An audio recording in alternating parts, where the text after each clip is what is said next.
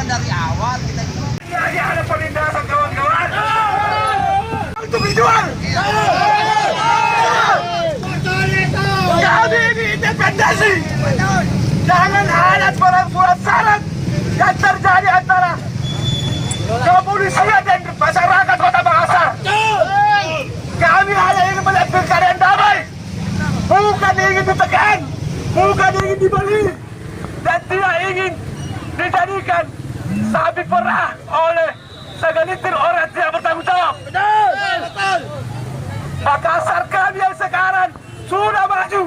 Kami tidak ingin lagi dijual, dibeli dengan retorika janji-janji. Ini tidak digubris, laporan kita tidak jalan. Sekarang kembali kedua kalinya. Dipukul lagi, tidak lagi. Ini kan Intervensi. ada intervensi.